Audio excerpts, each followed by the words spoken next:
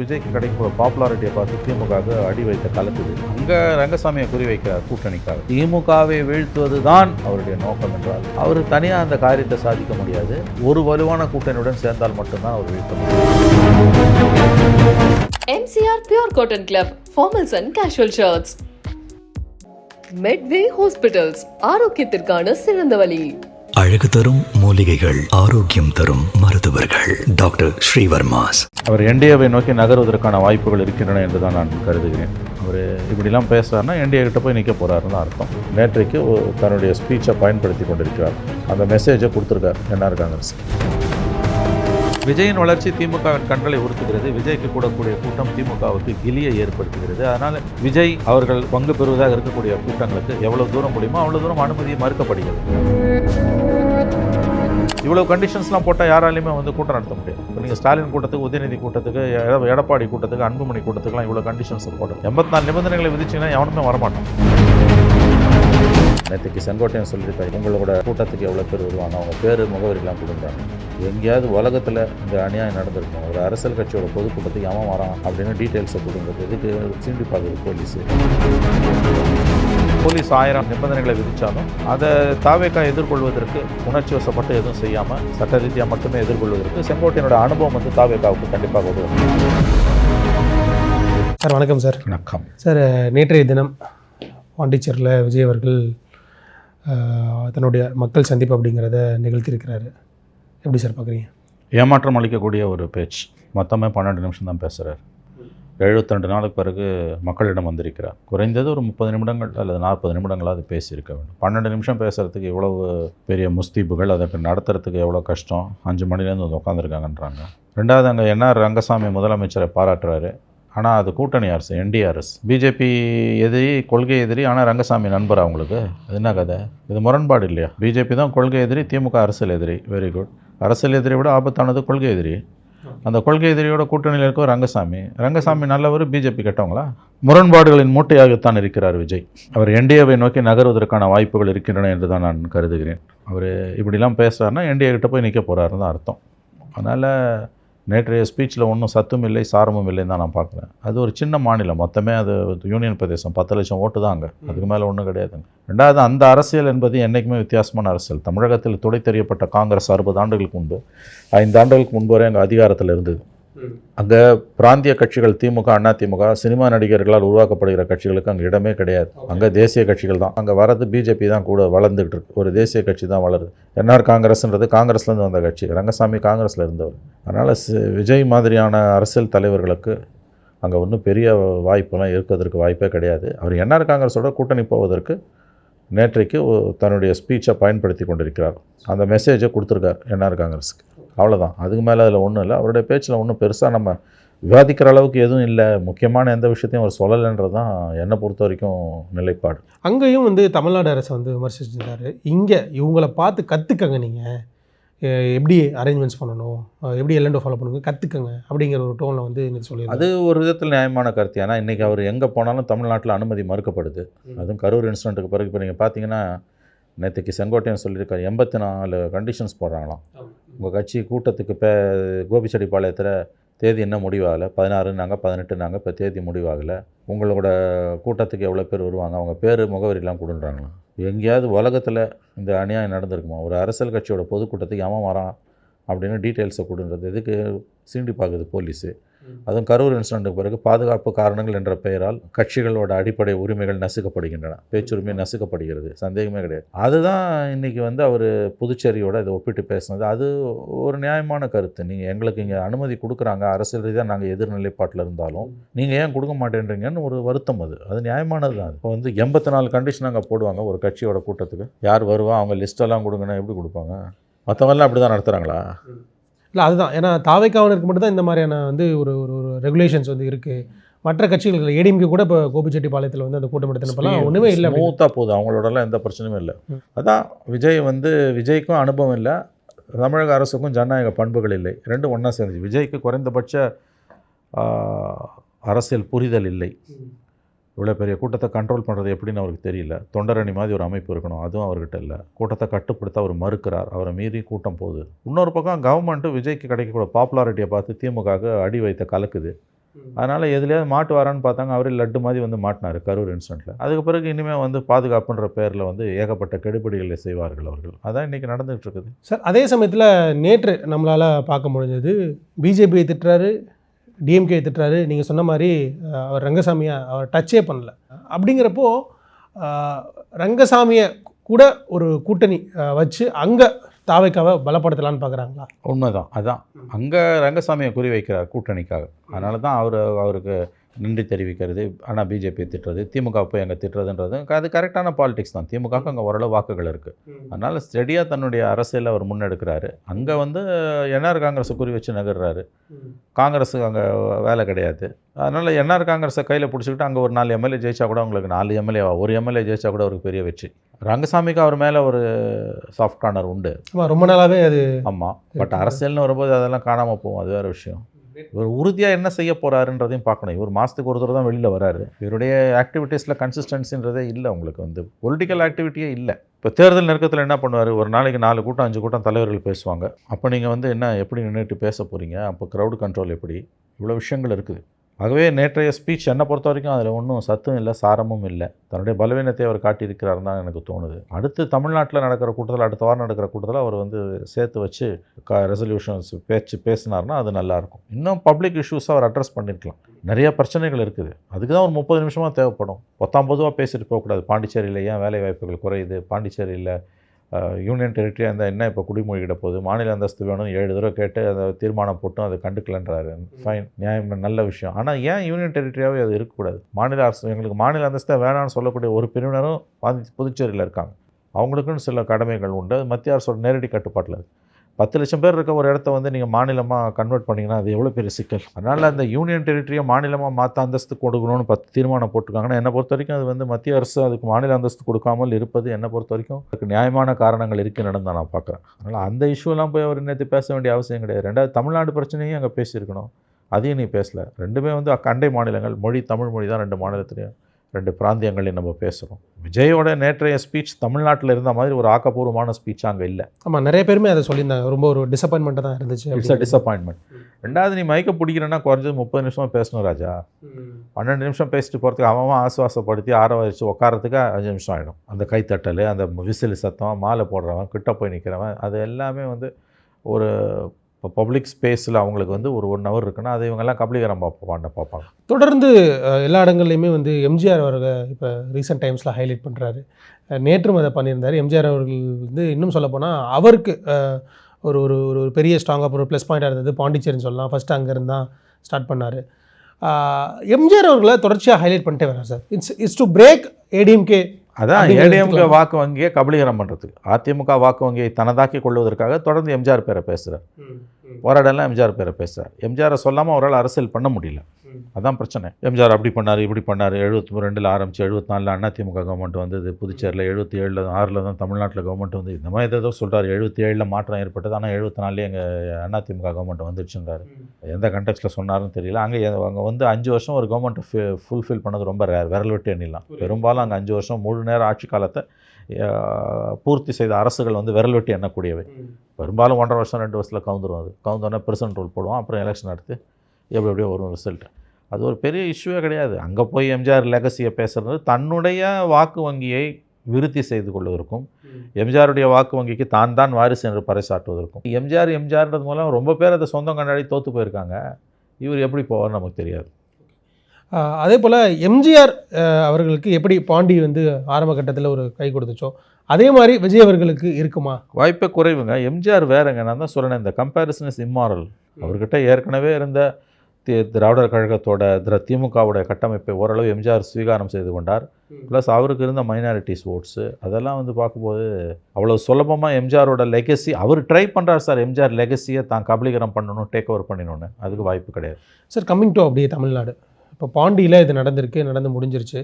இப்போ தமிழ்நாட்டில் வந்து பார்த்திங்க அப்படின்னா அடுத்த வாரம் டிசம்பர் 16 இல்லை 18 செங்கோட்டையன் அவர்கள் ஈரோடு பகுதியில் ஒரு பொதுக்கூட்டத்தை விஜய் அவர்கள் வந்து அதுக்கு போகிறாரு அப்படின்னு சொல்கிறாங்க. அந்த மக்கள் சந்திப்பு நடக்குதுங்கிறாங்க. மக்கள் சந்திப்பு, ஆமாம். கிட்டத்தட்ட இது வந்து ஆஃப்டர் கரூருக்கு பிறகு தமிழ்நாட்டில் நடக்கக்கூடிய ஒரு விஷயம். இங்கே என்ன மாதிரியான விஷயங்களை ஹைலைட் பண்ணலாம்? ஏன்னா ஆஃப்டர் செங்கோட்டையன் உள்ளே வந்ததுக்கப்புறம் ஒரு விஷயம் நடக்குது அப்படிங்கிறப்ப ஸோ செங்கோட்டையன் வந்து அதிமுகவின் முகமாக அறியப்பட்டவர் மேற்கு மண்டலத்தில். அவர் கட்சியிலேருந்து விலக்கு நீக்கப்பட்டது என்பது உண்மையாகவே அதிமுக தொண்டனுக்கு வேதனையை வலியை கொடுக்கக்கூடிய நிகழ்வு தான். தன்னுடைய பலத்தை காட்ட அவர் விரும்புகிறார். அதனால் அவர் வந்து அங்கே எப்படியாவது ஒரு பெரிய கூட்டத்தை கூட்டுவார். தானாகவே விஜய்க்கு கூட்டம் கூடும். அதை எப்படியாவது முறியடிக்கணும்னு திமுக கவர்மெண்ட் நினைக்குது. அதனால தான் இவ்வளோ கண்டிஷன்ஸை போடுறாங்க. 84 கண்டிஷன்ஸ் போட்டு எவனாலேயாவது மாநாடு நடத்த முடியுமா? நடத்தமில்லாததுக்கு இருந்து போயிடலாம். அதுக்கு தான் அவங்கள சோர்வடைய செய்வதற்காக தான் செய்கிறாங்க. அதான் ஒரு கட்டத்தில் அவர் என்ன சொல்கிறார், செங்கோட்டையன் நீங்கள் இது அனுமதி கொடுக்கலனாங்க நீதிமன்றத்தை நாடுறதை தவிர எங்களுக்கு வேறு வழி இல்லை அப்படின்ட்டார். ஸோ இது அரசு வந்து திட்டமிட்டு வந்து அதுவும் கரூர் இன்சிடென்ட்டுக்கு பிறகு இந்த மாதிரியான ஜனநாயக உரிமைகளை பறிப்பதில் அரசு ஆர்வம் காட்டுகிறது என்பது தெளிவாகவே தெரிகிறது. இவ்வளோ கண்டிஷன்ஸ்லாம் போட்டால் யாராலையுமே வந்து கூட்டம் நடத்த முடியாது. இப்போ நீங்கள் ஸ்டாலின் கூட்டத்துக்கு, உதயநிதி கூட்டத்துக்கு, எடப்பாடி கூட்டத்துக்கு, அன்புமணி கூட்டத்துக்குலாம் இவ்வளோ கண்டிஷன்ஸை போடலை. 84 நிபந்தனைகளை விதிச்சிங்கன்னா எவனுமே வரமாட்டான். ஆகவே ஒரு கட்டத்தில் அவங்க அந்த நீதிமன்றங்களை நாட வேண்டிய சூழல் வரலாம் என்று தான் எனக்கு தோன்றுகிறது. சார், ஆஃப்டர் இந்த செங்கோட்டையன் உள்ளே வந்ததுக்கப்புறம் அவரும் வந்து அந்த சுழற்சி முறையில் அதை வந்து ஒவ்வொரு தடைகளாக வந்து தகர்த்துட்டே போகிறாரு சொல்லலாம். ஒரு லாங் எக்ஸ்பீரியன்ஸ் அப்படிங்கிறது இங்கே காவல்துறையை டேக்கிள் பண்ணுறதுக்கு ஈஸியாக இருக்குன்னு வச்சுக்கலாமா? செங்கோட்டையன் தான். ஆமாம் சார். ஆமாம், நிச்சயமாக அந்த அனுபவம் வந்து இங்கே காவல்துறையை ஹேண்டில் பண்ணுறதுல அவருக்கு பெரிய அளவில் தாவேக்காக கை கொடுக்கும். இப்போ தாவேக்காவோட பலமே வந்து அவங்களுக்கு அனுபவம் இல்லாதது. லோக்கல் போலீஸை எப்படி டீல் பண்ணணும், எஸ்பி கிட்ட எப்படி பேசணும், டிஜிபி கிட்ட எப்படி பேசணும், இந்த பிரச்சனையை எப்படி வந்து நம்ம வெற்றிகரமாக கையாளணும், ரொம்ப எச்சரிக்கையுடன் கையாள வேண்டிய ஒரு சப்ஜெக்ட். ஏன்னா சேலை முள்ளு மேலே சேலை விழுந்துன்னா சேலைக்கு தான் நஷ்டம். எப்படி எடுத்தாலும் சேலையை சேதாரம் இல்லாமல் எடுக்கணும். நம்ம அந்த மாதிரி வந்து காரியம் பெருசாக வீரியம் பெருசானா நமக்கு காரியம் தான் பெருசு. ஆகவே போலீஸ் 1000 நிபந்தனைகளை விதித்தாலும் அதை தாவேக்கா எதிர்கொள்வதற்கு உணர்ச்சி வசப்பட்டு எதுவும் செய்யாமல் சட்ட ரீதியாக மட்டுமே எதிர்கொள்வதற்கு செங்கோட்டையனோட அனுபவம் வந்து தாவேக்காவுக்கு கண்டிப்பாக உதவும். இன்னொன்று, இதுக்கு முன்னாடி எல்லா இதுலேயுமே வந்து புஷ் ஆனந்த் போவார், பெர்மிஷன் கொடுப்பாங்க, அந்த மாவட்ட செயலாளர் போவாங்க, பெர்மிஷன் கொடுப்பாங்க, இல்லை இங்கேருந்து சென்னையிலேருந்து ஒரு குழு போகும். ஆனால் முழுமையாக செங்கோட்டையன் அவர்கள் தான் நேற்று இப்போ கடந்த நாட்களில் வந்து ஃபுல்லாக டேக் ஓவர் பண்ணிட்டு அதை வந்து எடுத்து பண்ணிட்டு இருந்தார். ஆமாம், அவருடைய பிராந்தியம், அவருடைய அனுபவம். அவருக்கு ஒன்றும் மற்றவங்களோட ஆலோசனை தாவேக்காலேருந்து வழக்கறிஞர்கள் பிரிவு அதெல்லாம் தேவையில்லை. அவர் எத்தனை கூட்டம் பார்த்துருப்பார். அவர் தான் இன்னொன்று சொல்கிறாரு, நாங்கள் அதிமுகவிலேருந்து இருக்கும்போது, திமுக ஆளுங்கட்சியாக இருக்கும்போது கூட எங்களுக்கு இவ்வளோ நிபந்தனைகளை விதித்ததில்லை. ஆனால் இன்றைக்கி இவ்வளோ நிபந்தனைகளை விதிக்கிறாங்க. விஜயின் வளர்ச்சி திமுகவின் கண்களை உறுத்துகிறது. விஜய்க்கு கூடக்கூடிய கூட்டம் திமுகவுக்கு கிலியை ஏற்படுத்துகிறது. அதனால் விஜய் அவர்கள் பங்கு பெறுவதாக இருக்கக்கூடிய கூட்டங்களுக்கு எவ்வளோ தூரம் முடியுமோ அவ்வளோ தூரம் அனுமதியை மறுக்கப்படுகிறது. ஒவ்வொரு முறையும் அவர்கள் போராடி தான் வாங்க வேண்டியிருக்கிறது. அதான் செங்கோட்டையன் சொல்கிறார், நாங்கள் திமுக கூட எங்களுக்கு இப்படி பண்ணதில்லை, நாங்கள் ஏடிஎம்கேல இருக்கும்போது தொடர்ந்து இப்படி பண்ணாங்கன்னா நீதிமன்றத்தை நாடுவது குறித்து அறிகிறோம்னாங்க. பட் நீதிமன்றத்துக்கு போனாலும் எப்போ ஜட்ஜ்மெண்ட் வரும் என்ன நமக்கு தெரியாது. ஆகவே மாற்று வழிகளையும் விஜய் யோசிக்க வேண்டும். என்னை பொறுத்தவரையில் மாற்று வழிகளையும் யோசிக்க வேண்டும். வெறும் மாதத்துக்கு ஒரு நாள் வந்து 2 நாள் வந்துட்டு ஒரு ஊரில் கூட்டம் போட்டு பேசுறது, ரோட் ஷோ கிடையாது. இனிமேல் கூட்டம் போட்டு பேசுறதுன்றது மட்டும்தான் உங்களுக்கு மக்களோட இருக்குவதற்கான ஒரே வாய்ப்பாக இருக்குன்னா அது மறுபரிசீலனைக்கு உட்படுத்தணும். வேறு மாதிரி யோசிக்கணும். நீங்கள் மக்களை நாடி போகணும், தொடர்ச்சியாக மக்கள்கிட்ட போகணும், நீங்கள் பல மாவட்டங்களுக்கு போகணும், ஹால் மீட்டிங்கில் பேசணும். அந்த மாதிரி வந்து மக்கள் போராட்டங்களை வந்து முன்னெடுக்கணும். மக்கள் போராட்டங்களை ஈடுபடுறவங்கள திடீர்னு முன்னறிவிப்பு இல்லாமல் போய் பார்த்து வாழ்த்தணும். இப்போ ஆசிரியர்கள் போராட்டம் நடத்திட்டு இருக்காங்க. ஆசிரியர்கள் தொடர் உண்ணாவிரத போராட்டம் இருக்காங்கன்னா திடீர்னு உண்ணாவிரத பந்தலுக்கு போயிடணும், யாருக்கும் சொல்லாமலே போயிடணும். ஆனால் விஷயத்தை தெரிஞ்சுக்கிட்டு போகணும். அங்கே போய் நின்று மடிச்சு வச்சுக்கின்னு வேஸ்ட்டு மடிச்சுன்னு கட்டும்போது கண்ணாமண்ணான்னு இப்போ பேசுகிறாங்களா, அந்த மாதிரி பேசினா கேலி கூத்தாடும். டு த பாயிண்ட் பேசணும். தாவேக்கா ஆட்சிக்கு வந்தால் உங்களுக்கு கோரிக்கை நிறைவேற்றப்படும், அவ்வளோதான், பற்றி எரியும். அப்படித்தான் நீங்கள் பண்ண முடியும். அந்த மாதிரியான போராட்ட வடிவங்களை கையில் எடுக்கணும். இனிமேல் ரோட் ஷோக்கு அனுமதி கிடையாது. பப்ளிக் மீட்டிங்கு 100 கண்டிஷன் போடுவோம். அதை மீறி ஒரு கூட்டம் நடத்துறதுக்குள்ளே உங்களுக்கு எப்படி, அதாவது வந்து நீங்கள் அதிலேயே உங்களுடைய சக்தி முழுவதும் விரயமாகிவிடும். மாற்று வழிகளை குறித்தும் விஜய் யோசிக்க வேண்டும். இப்போ இந்த ஈரோடு நடக்கக்கூடிய இந்த கூட்டம் அப்படிங்கிறது செங்கோட்டையன் அண்ட் விஜய் 2 பேருக்கும் ஒரு ஹைலைட்ஃபுல்லான விஷயமா இருக்குமா? ஏன்னா ஆஃப்டர் செங்கோட்டையன் டிவிக்குள்ளே இணைஞ்சிட்டாரு, விஜயும் வந்து ஒரு ஈரோடு பகுதிக்கு போகிறார், அவருக்கு ஆல்ரெடி ஒரு கூட்டம் இருக்குது. அப்படிங்கிறப்போ இது இங்கே இருக்கக்கூடிய பொலிட்டிக்கல் சுச்சுவேஷனில் ஏதாவது தாக்கத்தை ஏற்படுத்துமா? எது சொல்கிறீங்க நீங்கள்? இந்த இப்போ நடக்க போகிற இந்த இல்லைங்க 4 முனை ஆஃப்டர் செங்கோட்டையன் உள்ளே வந்ததுக்கப்புறம் இப்படி ஒரு கூட்டம் நடக்குது, அது அவரோட ரீஜனில் நடக்குது. அப்படிங்கிறப்போ 4 முனை போட்டி என்பது எழுதி வைத்துக் கொள்ளுங்கள், திமுக தான் அட்வான்டேஜ். அன்லஸ் இவங்க வேறு ஏதாவது பெரிய மாற்றங்கள் வந்து ஒன்றுபட்ட அதிமுக உருவாகி குட்டி கட்சியில் அதிமுகவோட போய் பாமக ஒன்றுபட்டு அது அதிமுகவோட போனால் தான் வாய்ப்பு அதிகமே ஒழியும். அதர்வைஸ் இப்போ இருக்க சுச்சுவேஷன் நீடிச்சுன்னா தான் the more plates the more dishes on the table is advantage for 1%. அந்த மாதிரி வந்து ஃப்ராக்மெண்ட் ஆக உடைய அது திமுக தான் லாபம். தமிழ்நாட்டில் 4 முனை 5 முனை 6 முனைன்னு வந்ததுன்னா அது திமுக தான் லாபம். இதை சம்மந்தப்பட்டவங்க உணரணும். இப்போ இவங்க பிரதான எதிரி வந்து சம்மந்தப்பட்டவங்களுக்கு வந்து தாவேக்கால வந்து நான் சொல்கிறேன், உங்களுக்கு திமுகவாக இருந்ததுனா தான் அவங்களுக்கு வந்து அது தெளிவாக இருக்கும். உங்களுக்கு வந்து எதிரிகளை பெருக்கிக்கிட்டேவும் நீங்கள் போக முடியாது, அதையும் ஞாபகம் வச்சுக்கணும் நீங்கள். ஸோ தாவேக்காவை பொறுத்த வரைக்கும் தனியாக அவங்களால திமுகவை வீழ்த்த முடியுமானா அதுவும் கடினம். லிட்ரலி பாசிபிளே இல்லை. ஜெயலலிதா அவ்வளோ பெரிய தலைவர், அந்த அம்மா கூட்டணி வச்சு தான் 10 கட்சி கூட்டணி வச்சு தான் கருணாநிதியை வீழ்த்தினாங்க. கருணாநிதி எவ்வளோ பெரிய லீடர், 20 கட்சி கூட்டணி வச்சு தான் அவர் வீழ்த்தினார். அவங்க கட்சிக்கு ஒன்றும் பெரிய அளவில் செல்வாக்கு கூட கிடையாது. அப்போ கூட்டணிக்கான வாய்ப்புகளை குறித்தும் விஜய் யோசிக்க வேண்டும். அப்படி இல்லை அவர் நான் தனியாக தான் போவேன்னாருன்னா யாரும் அவரை காப்பாற்ற முடியாது. இப்போ கூட்டணி அப்படின்னா ஆப்வியஸ்லி இங்கே வந்து பிஜேபி கூட நாங்கள் வைக்க முடியாது அப்படின்ட்டாங்க. ஏடிஎம்கே கூடவும் வந்து வைக்கிறதுக்கான சாத்தியக்கூறுகள் தெரியல. ஏன்னா செங்கோட்டையன் அங்கேருந்து வந்துட்டார். அப்படிங்கிறப்போ கூட்டணி ஆப்ஷன் அப்படிங்கிறது விஜய், டிடிவி, இன்னொரு சைடு வந்து பாமக, தேமுதிக, இவங்க தான் இருக்காங்க. தேமுதிகவும் இன்னுமே வந்து மக்கள் நல கூட்டணியாக முடியும். திமுகவை வீழ்த்துவது தான் விஜயோட நோக்கம்னா நான் மறுபடியும் அடிக்கோடிட்டு சொல்லுகிறேன். திமுகவை வீழ்த்துவது தான் அவருடைய நோக்கம் என்றால் அது ஒருவேளை அவருடைய ஒரே நோக்கமாக இருக்குமானால் அவர் தனியாக அந்த காரியத்தை சாதிக்க முடியாது. ஒரு வலுவான கூட்டணியுடன் சேர்ந்தால் மட்டும்தான் அவர் வீழ்த்த முடியும் திமுகவை. இதுக்கு மேலே நான் சொல்ல விரும்பல. புரிஞ்சுக்கனா புரிஞ்சுக்கோங்க, புரிஞ்சுக்கலான்னா உங்களுக்கு நஷ்டம். அவ்வளோ பெரிய தலைவர் கருணாநிதியும் ஜெயலலிதாவும் ஒவ்வொருத்தரும் ஒவ்வொரு எலெக்ஷனில் கலைஞர் 20 கட்சியை சேர்த்துக்கிறாங்க, ஜெயலலிதா 10 கட்சியை சேர்த்துப்பாங்க. ஏன் மோடியே 24 கட்சி கூட்டணியில் தான் ஜெயிக்கிறாரு. மோடி நான் தனியாக ஜெயிச்சார்? வாய்ப்பே கிடையாது ராஜா. அவர் இவ்வளோ 12 வருஷமாக பிஎம்மாக இருக்காருன்னா 3 பொது தேர்தல்களே அவர் எவ்வளோ சீட் வாங்கினார், எவ்வளோ கட்சி கூட்டணி. அந்த மாதிரி வந்து பெரிய பெரிய தலைவர்களே இன்றைக்கி கூட்டணி இல்லாமல் எல்லா தலைவர்களும் வெற்றி பெறக்கூடியவர்கள் எல்லாருமே இன்றைக்கி வந்து கூட்டணியில் தான்ப்பா வெற்றி பெறுறாங்க. அது எம்ஜிஆரோ, கலைஞரோ, ஜெயலலிதாவோ, மம்தா பானர்ஜியோ, ஜோதி பாசுவோ, நம்முடைய சந்திரபாபு நாயுடுவோ, யாராக இருந்தாலும் கூட்டணி வச்சு தான் ஜெயிக்கிறாங்க. தனியாக யாருமே ஜெயிக்கிறதில்ல. அது மோடியாக இருக்கலாம், மன்மோகன் சிங்காக இருக்கலாம், ராகுல் காந்தியாக இருக்கலாம், ஸ்டாலினாக இருக்கலாம். இந்த அடிப்படை உண்மை புரியலைன்னா விஜய் யாரும் காப்பாற்ற முடியாது. அப்படி கூட்டணி வைக்கணும்னா ஏடிஎம்கே தானே சார் இருக்குது, ஒரே ஆப்ஷனாக இருக்குது. சில இதெல்லாம் மறைப்பொருளாக தான் நம்ம சொல்ல முடியும். நம்ம ஒன்றும் ஃபெசிலிட்டேட்டர்ஸோ கண்டிப்பாக புரோக்கர்ஸ் கிடையாது. நம்ம கருத்தை தான் சொல்கிறோம். உன் நோக்கம் திமுகவை வீழ்த்துறது ஃபைன். கடந்த காலங்களில் பார்த்தீங்கன்னா திமுக அதிமுக வீழ்த்தினதும் திமுக வீழ்த்தினதும் எப்போ இருந்து? எம்ஜிஆர்லேருந்து, ஜெயலலிதாலேருந்து, கருணாநிதியிலேருந்து வலுவான கூட்டணி அமைந்தால் மட்டுமே. சார் இப்போ இவ்வளோ விஷயம் இருக்கிறப்ப ஒரு கிரவுண்ட் ரியாலிட்டி அப்படிங்கிறது தெரியாமல் இருக்காரா, இல்லை வந்து எனக்கு இவ்வளோ கூட்டம் கொடுத்து இந்த கூட்டம் எல்லாமே ஓட்டா மாறிடும், அப்போ ஆப்வியஸ்லி நம்ம வந்து ஜெயிச்சிடலாம் அப்படிங்கிற ஒரு தாட்டில் டோனில் இருக்காரா? சார் நீங்கள் அவரை கேட்க வேண்டிய கேள்வி என்ன கேட்குறீங்க? நான் இதை தான் உங்களையும் சொல்கிறேன். நான் லெட் ஹிம் கிளாரிஃபை. விஜய் உங்களுக்கு திமுகவை வீட்டுக்கு அனுப்பணும், இறக்கணும், அது நம்பர் 1 நோக்கமா? அல்லது நீங்கள் போய் சிஎம் ஆகணும்? தான் சிஎம் ஆகிடலாம், கூட்டணி இல்லாமல் முதல் எலெக்ஷன்லாம் கதை. அதெல்லாம் தன்னையே ஏமாற்றி ஊரை ஏமாத்துற கதை. ஏன் இந்த கேள்வி வைக்கிறேன்னா, இங்கே நிறைய அரசியல் தலைவர்களுக்கு இதே மாதிரியான கூட்டங்கள் வந்து கூடியிருக்கு. அவங்க வந்து கொண்டாடி இருக்காங்க, அவங்க எலெக்ஷனில் தோற்றும் போயிருக்காங்க. அப்படிங்கிறப்போ எனக்கு இவ்வளோ கூட்டம் கொடுத்து அதனால் வந்து நான் வந்து ஜெயிச்சிருவேன் அப்படிங்கிற ஒரு ஒரு ஒரு அசர்ட்டிவ் டோனில் வந்து விஜய் இருக்காரா அப்படிங்கிற ஒரு கேள்வி எழுது இல்லையா? எஸ், அது வரக்கூடிய கூட்டத்தை பார்த்து மிதமெஞ்சிய நம்பிக்கை மிதப்பில் இருக்காங்க. கூட்டத்தை வச்சு முடிவு பண்ணாதீங்க. சீட்டு கூட வாங்கலாங்க. திமுக தோக்கடிக்கிற அளவுக்கு முதல் தேர்தலே, அதுவும் கூட்டணி இல்லாமல் உங்களால் எப்படி? இன்றைக்கி யார் இருக்குங்க அவர் கூட இருக்கா? அதிமுக அவங்க தனியாக ஒரு கூட்டணி அமைச்சிட்டாங்க அவங்களுக்கு, இந்தியா கூட்டணி.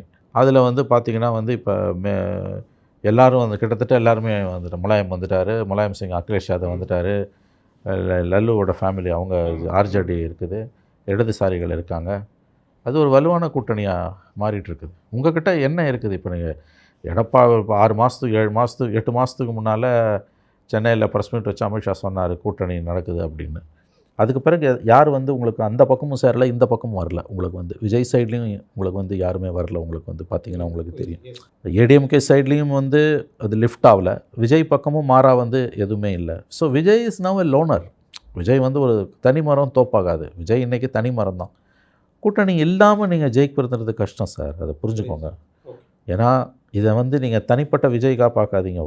அரசியலில், வாக்கு வங்கி அரசியலில் கூட்டணிகள் தான் வந்து பிரதானம். மோடியிலேருந்து காஷ்மீர்லேருந்து கன்னியாகுமரி வரைக்கும், மோடியிலேருந்து ராகுல் காந்திலேருந்து ஸ்டாலின்லேருந்து மம்தாலேருந்து சந்திரபாபு நாயுடு, எல்லாரும் you name it, they are into it.